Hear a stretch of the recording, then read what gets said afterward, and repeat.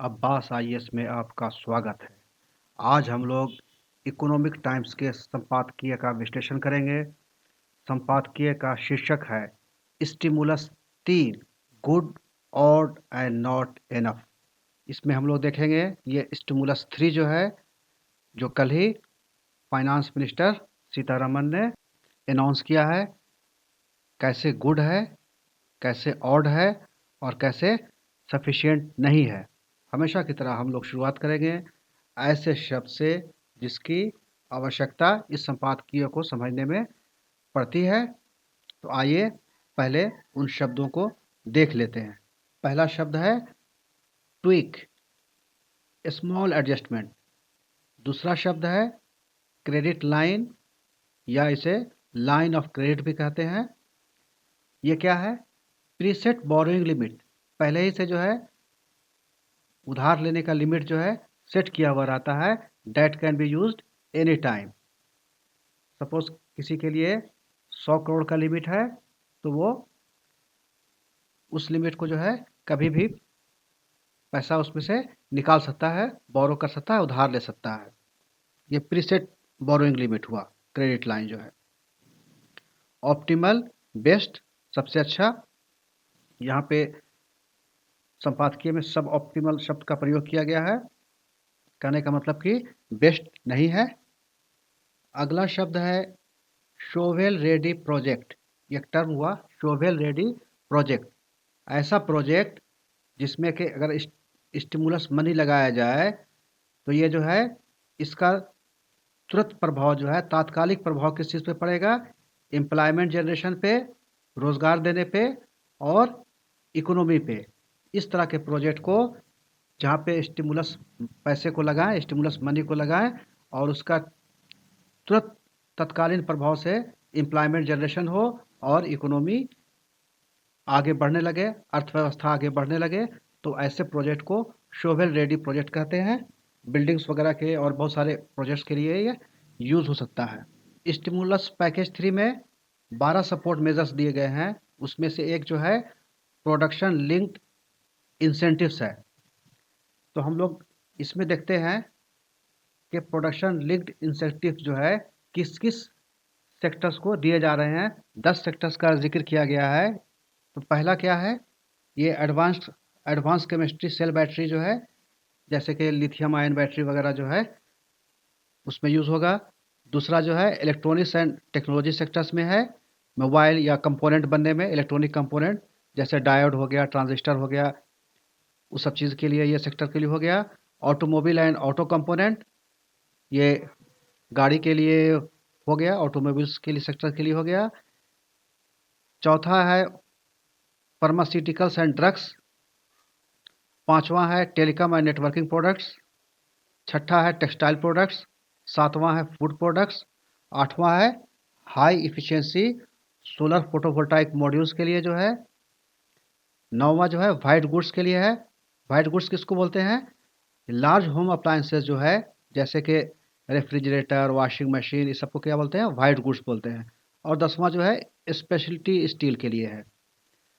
तो हमें बेसिकली जानना है प्रोडक्शन लिंक्ड इंसेंटिव्स के बारे में। अब हम लोग संपादकीय की तरफ जो है वापस आएंगे। इससे पहले मैं ये बता देना चाहता हूँ कि जो अभी स्टिमुलस 3 पैकेज जो जिसकी घोषणा अभी वित्त मंत्री ने की है, इस घोषणा के साथ आज तक जितने स्टिमुलस पैकेजेस दिए गए हैं 1, 2, 3 सब मिला करके जो है, ये अपने जीडीपी का जो है 15% जो है हो चुका है। टोटल जो है स्टिमुलस 1, 2, 3 सबको अगर जोड़ लें तो ये 9 ट्रिलियन रुपीस का हो गया।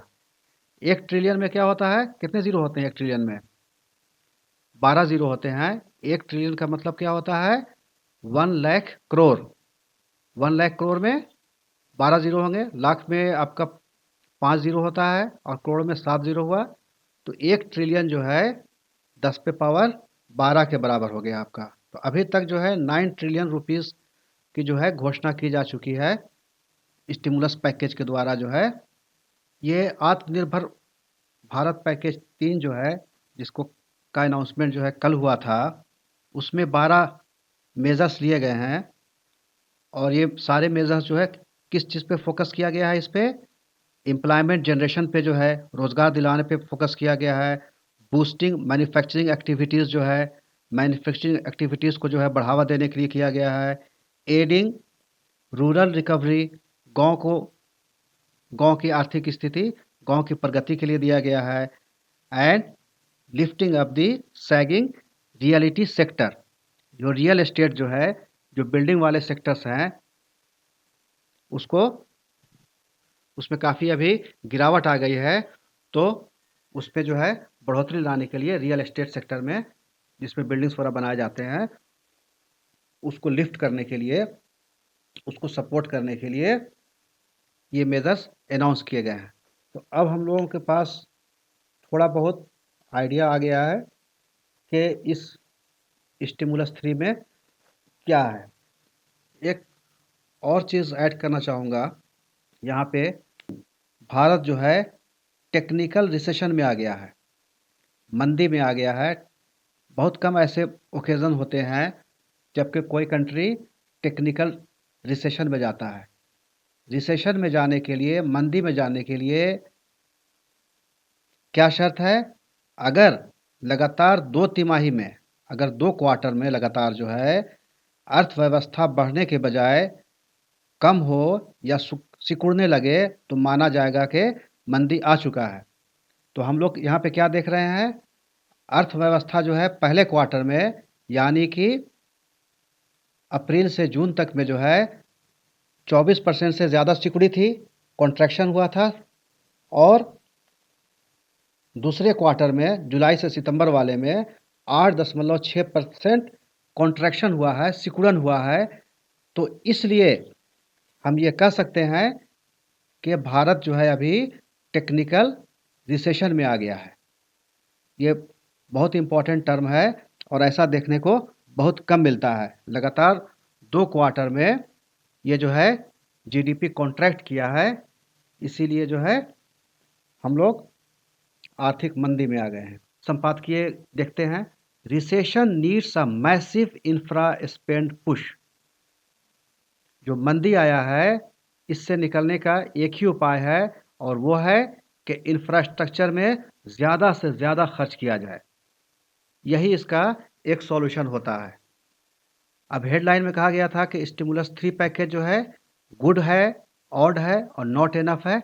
इसका एक्सप्लेनेशन जो है, गुड का एक्सप्लेनेशन जो है पहले सेंटेंस में दिया जा रहा है। क्या है? The good thing about the stimulus package announced by finance minister Nirmala Sitharaman on Thursday is that the government is open to the idea of a stimulus.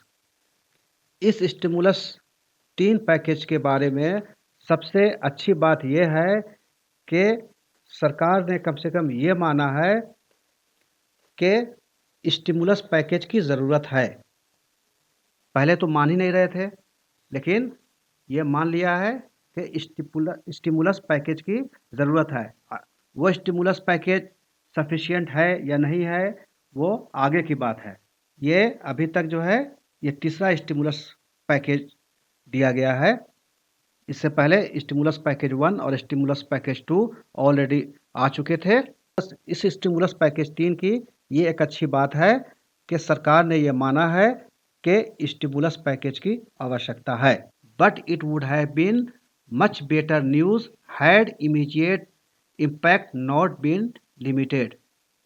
संपादकीय कहता है कि अगर इसका तत्काल प्रभाव सीमित नहीं होता, अगर इसका फौरी असर जो है महदूद नहीं होता, अगर इसका तत्काल प्रभाव सीमित नहीं होता, तो बहुत अच्छा होता।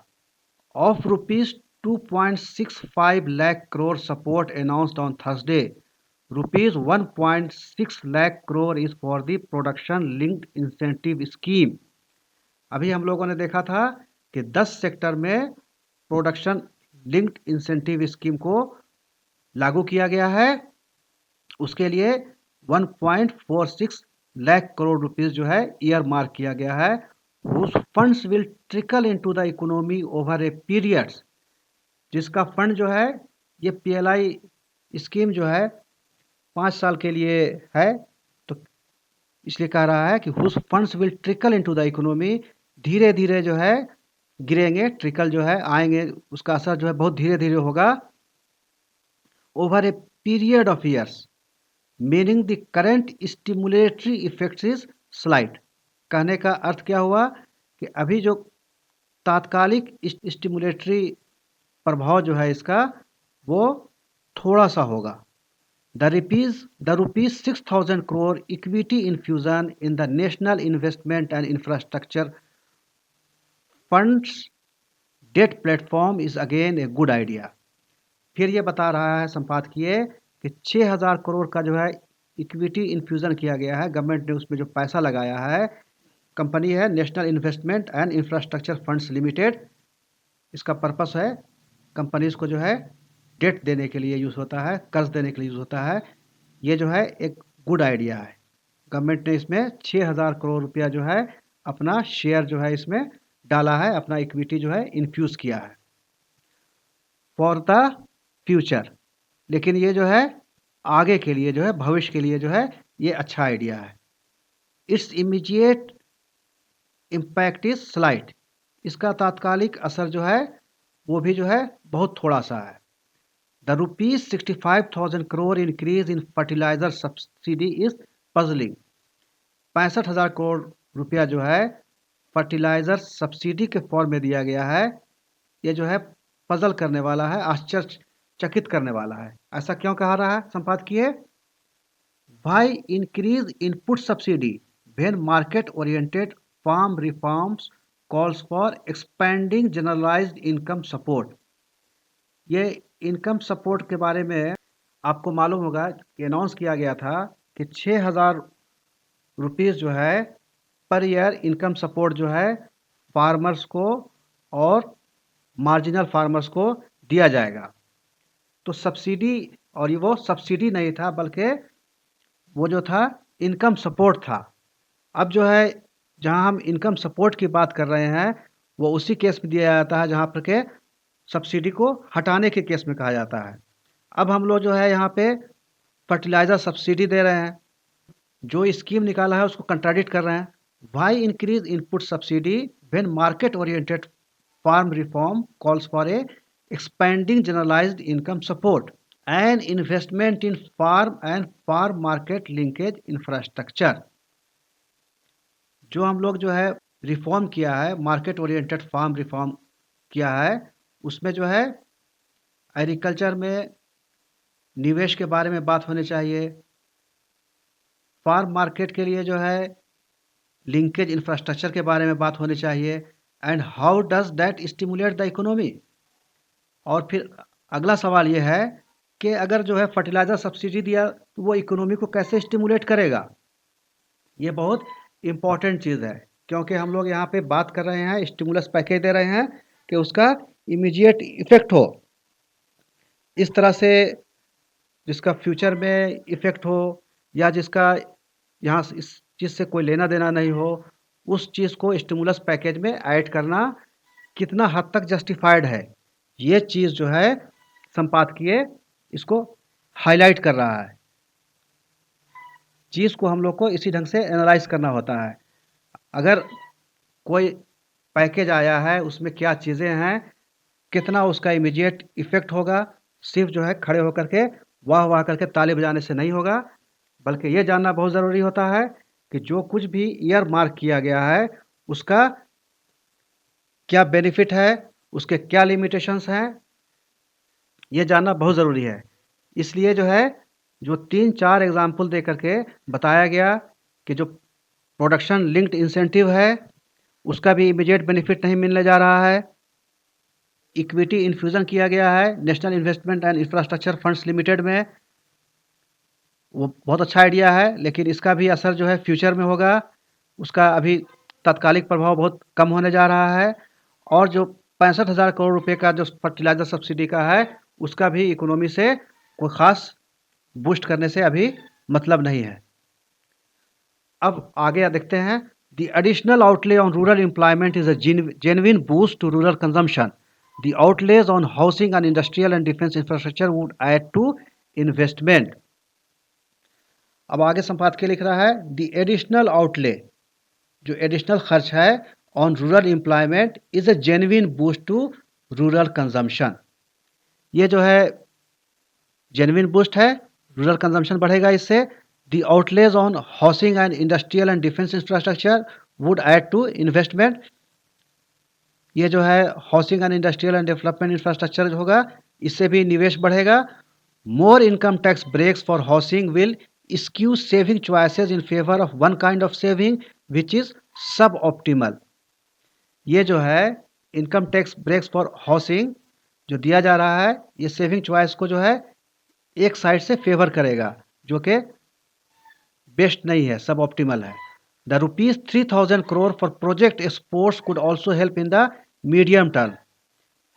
ये प्रोजेक्ट एक्सपोर्ट्स के लिए जो 3000 करोड़ रुपए दिया जा रहा है, वो मीडियम टर्म में हेल्प करेगा। अब रीजन बता रहा है, India's credit lines to foreign countries have a track record of taking forever to translate into disbursals. इसका वजह बताता है। क्रेडिट लाइन क्या होता है? अभी हम लोगों ने देखा प्री सेट बोरोइंग लिमिट, पहले से जो है सेट किया हुआ जो है। तो India's preset borrowing limit to foreign countries have a track record of taking forever to translate into disbursals. जल्दी जो है हम लोग इसको देते नहीं है, डिसबर्स करते नहीं हैं, इसीलिए जो है इसका स्टैंड जो है इम्पैक्ट नहीं आएगा। इसका फ़ायदा जो मिलेगा हमें मीडियम टर्म में ही मिलेगा। The Rozgar Yojana is well intended but needs to be supplemented. ये रोज़गार योजना का जो इंटेंशन जो है बहुत अच्छे इंटेंशन से जो है किया गया है, लेकिन इसमें और एडिशनल चीज़ की ज़रूरत है, सप्लीमेंट करना, कुछ और एडिशनल चीज़ की ज़रूरत है। बट इट हैज़ फ्लॉज, इसमें कुछ कमियां हैं। It should have been more thought out so as to ensure that employees are unable to siphon money in the form of scam, पैसा का गबन नहीं कर सकें और जो है ये स्कैम में परिवर्तित ना हो जाए। The extension of the emergency granted credit scheme for micro, small and medium enterprises is welcome, but not the retention of the conditionality that has constrained loan eligibility। MSME के लिए जो है ये इमरजेंसी ग्रांटेड क्रेडिट स्कीम जो है start किया गया, फिर एक्सटेंड कर दिया गया है। जो नवंबर में अभी ख़त्म हो रहा था उसको एक्सटेंड कर दिया गया है। ये एक वेलकम मूव है। The economy is in recession, संपादकीय कह रहा है कि अर्थव्यवस्था जो है मंदी में है।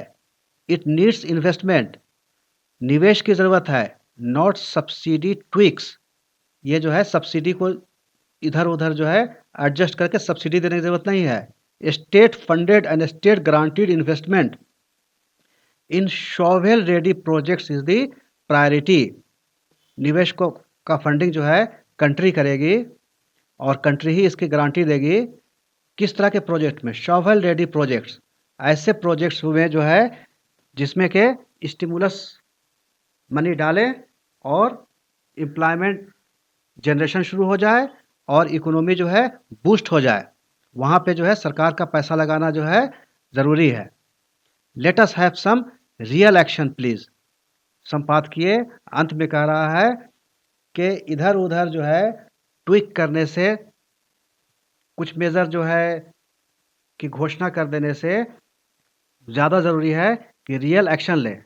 जैसे हम अभी देख रहे हैं कि 15% जीडीपी का अभी तक जो है घोषणा किया जा चुका है स्टिमुलस पैकेजेस में, लेकिन जो है इनफैक्ट देखा जाए तो सिर्फ 9% ऑफ जीडीपी ही जो है वो एज एक्चुअल स्टिमुलस पैकेज जो है दिया गया है।